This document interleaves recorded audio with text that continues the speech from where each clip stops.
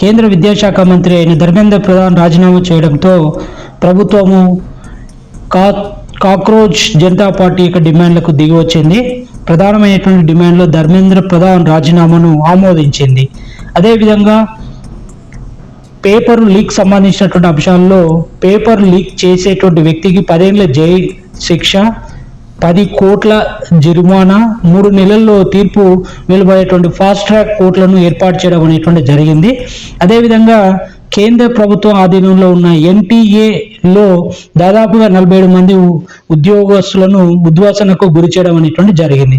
అదేవిధంగా ఎవరైతే paper leak పాటుపడతారో వారి యొక్క ఆస్తులను కూడా జప్తు చేసేటువంటి ఒక బిల్లు అనేటువంటిది మంత్రివర్గం ఆమోదం తెలపడం జరిగింది.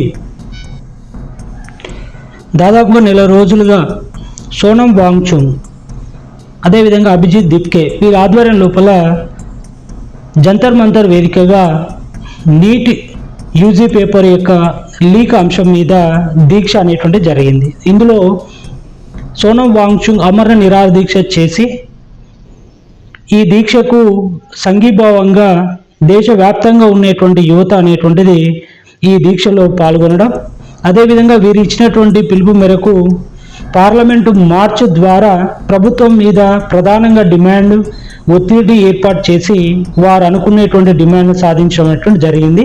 అందులో ప్రధానమైనటువంటి డిమాండ్ ధర్మేంద్ర ప్రధాన్ రాజీనామా, కేంద్ర విద్యాశాఖ మంత్రిని రాజీనామా చేయాలి అని చెప్పేసి పట్టుబట్టి తమ యొక్క డిమాండ్లను నెరవేర్చుకోవడం అనేటువంటి జరిగింది. ఇది ప్రభుత్వానికి మరియు దోషులకు ఒక చెంపపెట్టు లాంటి నిర్ణయం.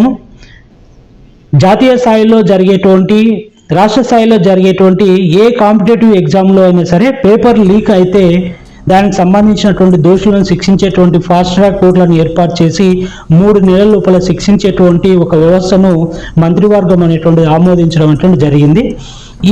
వీటి ద్వారా ఇకనైనా ఇలాంటి తప్పులు జరగకుండా పిల్లల యొక్క భవిష్యత్తు చేత ఆటలు ఆడుకోకుండా సరైనటువంటి న్యాయమైన మరి తెలివైనటువంటి విద్యార్థులకు న్యాయం జరిగేటట్టు పరీక్షలను పకడ్బందీగా ఎలాంటి లోటుపాటు లేకుండా లీకులు లేకుండా నిర్వహించాలని చెప్పేసి మనం కోరుకుంటున్నాం.